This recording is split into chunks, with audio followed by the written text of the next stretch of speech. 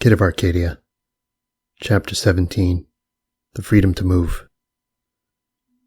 It may seem like we had all gone out of our minds by then, but that's really how screwed up everything was. There were no rules for this. We were 12. Gus was 10.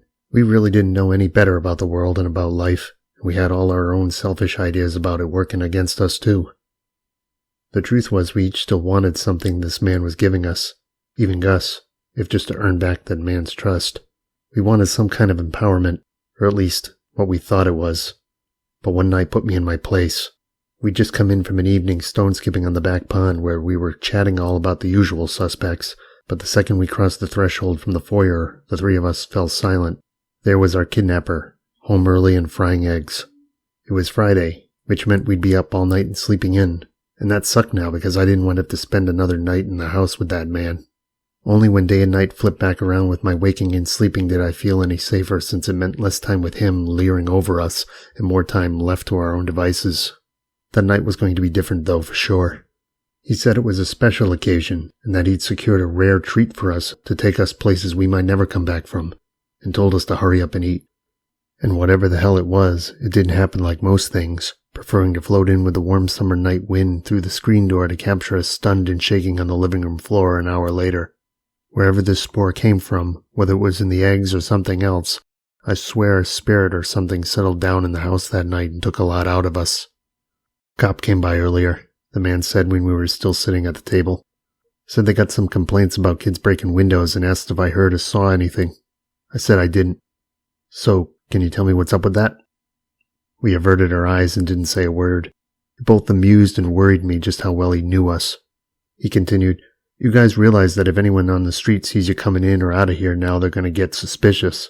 If you want to go screw yourselves, that's fine, but I won't let you screw me, so we're doing something about it. I don't make the rules make themselves. If you want to stay away from the law, you got to follow the rules."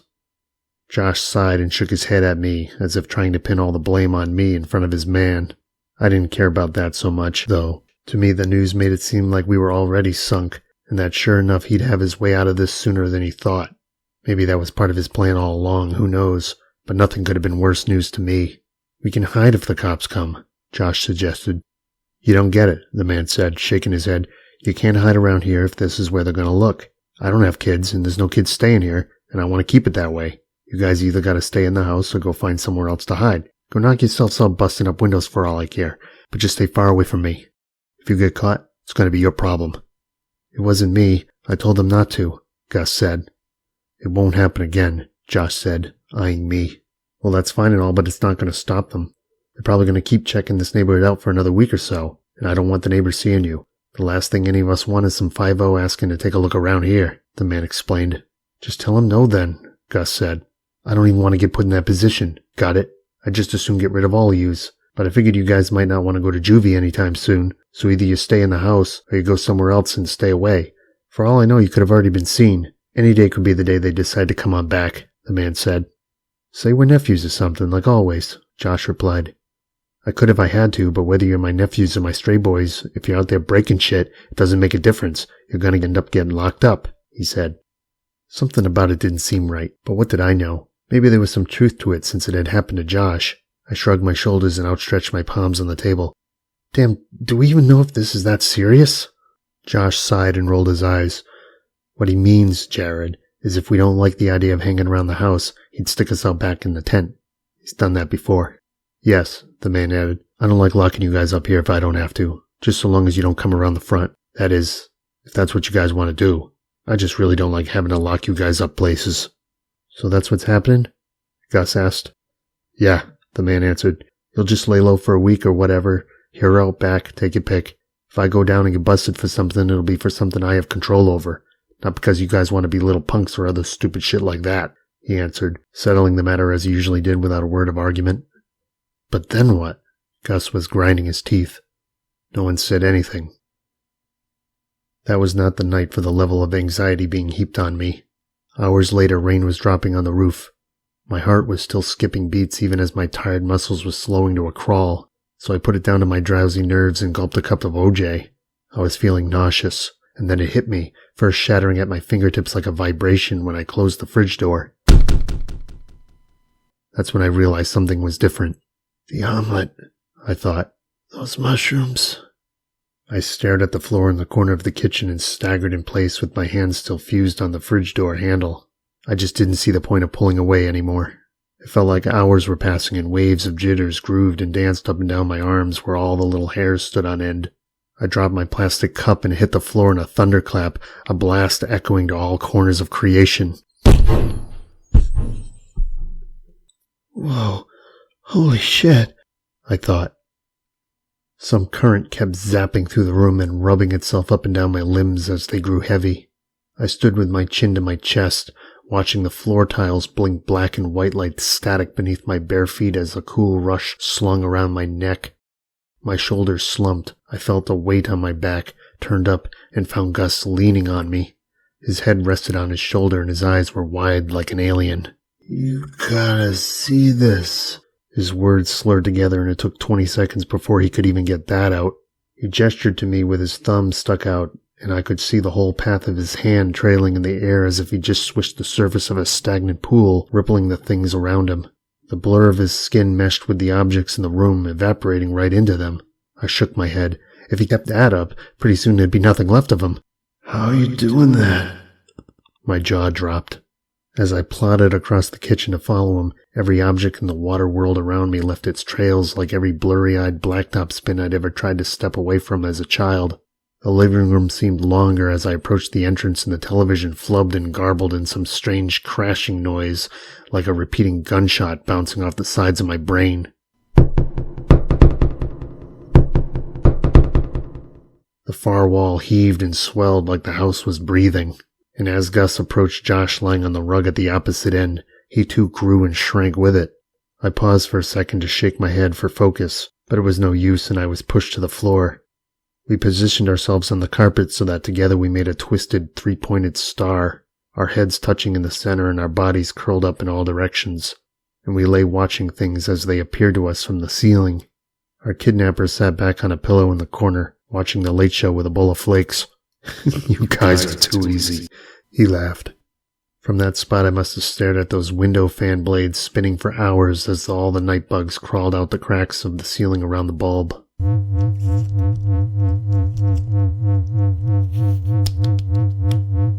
That night they talked about the world and what it really was, and I listened to them for the first time. They told me that they were wise guys, and that I'd soon see things clearly again, but first I'd have to run in a storm, and other strange shit like that. Then it felt like the three of us were melded together, and it no longer felt like we were separate things. After a while the light went on. I actually saw the ceiling rippling and lapsing like clouds, billowing upwards into darkness like an A-bomb blast that seemed to drape shadows down on top of us. I remember just how dark it was.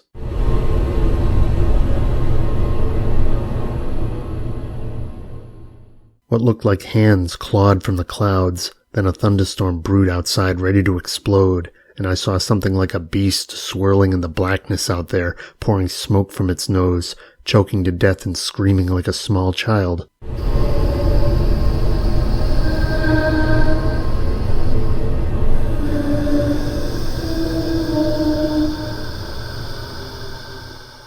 The clouds started twisting in on themselves as the last lights blinked off one by one where they sat perched in the black. The bugs told me the screaming child was Eliot. Even in that feeling of death I could tell his voice apart from ours like it was in the room. I looked up at the black storm rising on the ceiling and for the first time saw how low I was. It was not a place I wanted to be anymore. It was like death. That's how the drug that night took hold. It made me think I was dead. Where is he? I kept asking. Then something strange hit me upside the head in a booming voice from the television and told me I had no business talking to him. I think it was the guy on the Late Show, actually. It explained to me that I was where I was because I was a low, or something not high enough to ever make it to where he was. He said Eliot was the one Dad loved. And something about hearing that truth made tears well up and drip down my cheeks. It seemed so profound at the time and I didn't want to hear it. I thought this thing was being a dick to me, so I told it to fuck off. Boy, was that a mistake. That's when something like the sun burst through all that darkness in the room and peeled open like an orange, splashing its juice up and down the walls so tart that my eyes stung for minutes just trying to see through the pulp. The room itself screamed.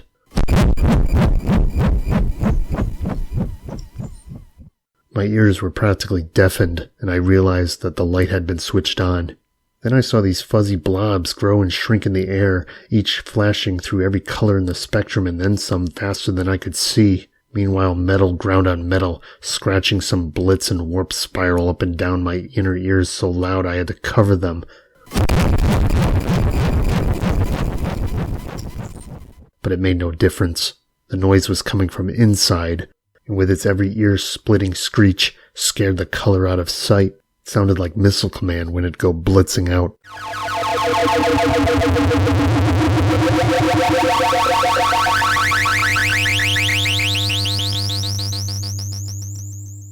Then the first thing I saw when my eyes relaxed was something that looked like Broder sitting against the wall, his elbows on his knees, his shoulders slumped, and his eyes struggling to hold up the black and blue skin beneath them. I don't know who or what it really was over there, but for some reason I got a real Broder vibe from it. I recognized it. I turned my head in its direction to whisper, "Why not me? What did I do? Why didn't he love me too?" Things became clear to me in flashes. I was begging for mercy, but what I knew as me seemed dead. It was dead, and the world and all the angels of heaven ran from me. They couldn't stand something so low as I was. They told me to go away over and over. I had all the shame, and no one could make me feel any more of it. I was something no one could love, like I was broken, so I felt strong in that, like at least I couldn't be broken anymore.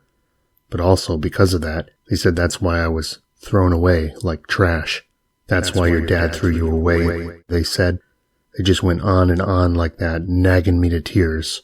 I knew then that I was a lost boy. "Why didn't I tell him? I should have told him what happened," I said. I had no idea who I was talking to. Many times I tried to put away the things I saw going on around me, tried to convince myself they weren't really happening. But the more I turned away from them, the more I saw them wherever I turned. I still didn't know exactly what happened to me that night, what I'd been given, or why I'd been given it. I don't know if it was some kind of mind control measure or just something our kidnapper did for kicks, but I was totally compromised. That night I was so emotionally and mentally out to lunch he could have done anything to me. Suddenly the real world reappeared, but the white ceiling overhead still rippled like water cast in the orange light of the bulb, and I figured I must have still been dead or something. For some reason I rose to my feet in the room and saw some black creature sitting cross-legged in the yard out the window. He spun his head around from where he sat now, his long arms stretched behind him on the green and his face lifted toward the sun. I could have sworn then it was daylight out there. "Ready to go?" he asked. I leaned closer to the window and he chuckled, so I grinned and threw my hand toward the light. He looked like a dark stone on the trim grass otherwise ablaze in that long-ago lost summer sun. He was the darkest part of the universe and yet glowed in a light radiating out from him that even cast shadows. Fire lit the horizon's afternoon clouds, rising up orange and sparkling in the distance, and it seemed inevitable. "Go where?" I asked. "Anywhere but here." He pointed at the flames. "How will I get out?" "Jump. It's not that far." "Come on, man, let's get him back." "Okay, just let me get my picture," I said. I couldn't leave Eliot behind. The fires could wait. Everything could wait. I bolted back to my bag and began plowing my hands through its contents, tossing my clothes to the side. "Kiddo, where'd you go?" "We'll make them pay," he said. "Be right there." The picture was nowhere. "You're making me lonely. Are you coming or not? Let's get him back." His voice was damaged now. It was Broder's. "Wait just a minute." I was now dodging frantically about in the mess as what I swore was a puddle formed on the floor. "Don't leave me down here, kiddo." He was crying. I needed my picture or I might forget what the kid looked like in the fires, and then what would I have? I splashed through the puddle and scratched at the carpet until my fingers bled, trying to dig that photo out of the floor. "Kiddo, you gotta help me. We gotta get them back." "Broder, I'll be right there. Hang on. Hang on." "Jared!" That was a scream. "Fuck it," I thought, giving up the search for good. "Wait, I'm coming." I hopped up and trudged toward the window, the liquid now up to my knees. "Wait, I'm coming!" It was a struggle just to grip any surface as the liquid coated every object. I planted my feet firmly on the floor and jumped up on the fold-out bed, grabbed a hold of the window pane, and strained my scrawny arms to the breaking point to hold myself upright against the wall. Then hands flew in to pull at me from behind, trying to tear me down from the window. "Help!"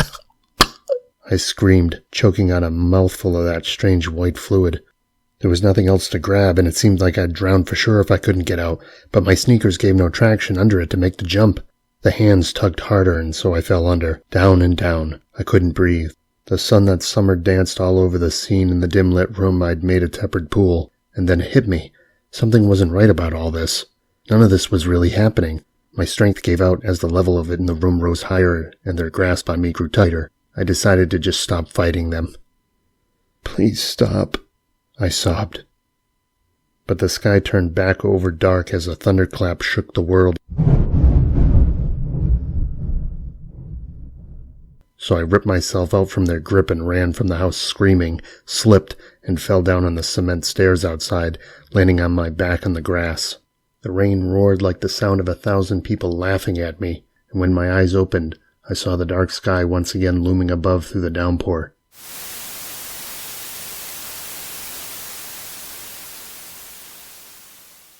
I was soaked in seconds, and the grass beside me bent as the heavens poured down waterfalls upon the neighborhood. Thunder rumbled in the black clouds. I knew I must have been out of the house by that point. Eliot's voice was echoing somewhere in the soft thunder, drifting through the clashing rains. The monster had made off with him.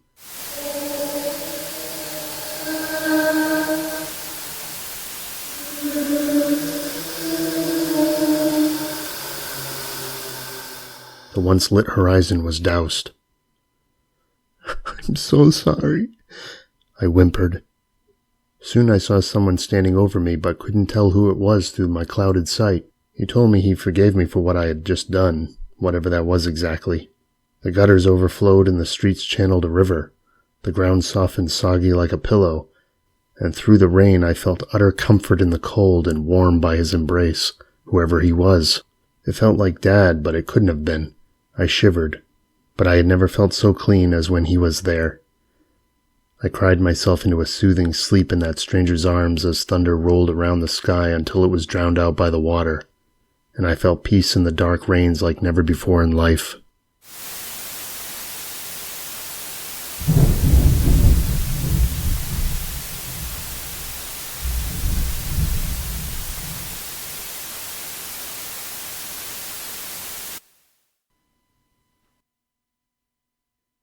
It was one of those mornings.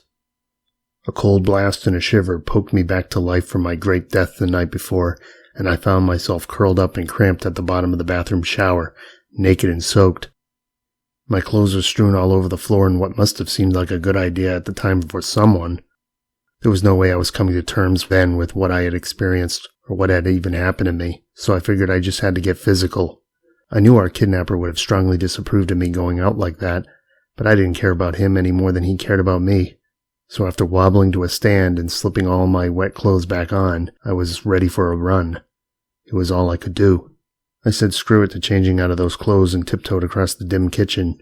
The skillet he'd used to cook those eggs still sat greasy in the sink with our plates, and I stumbled back away from it. Holding the wall, I crept out the side door, and then with a deep breath, set myself loose to catch the curb in a light jog. My shoes were wet sponges squishing beneath me as I drummed them on the asphalt.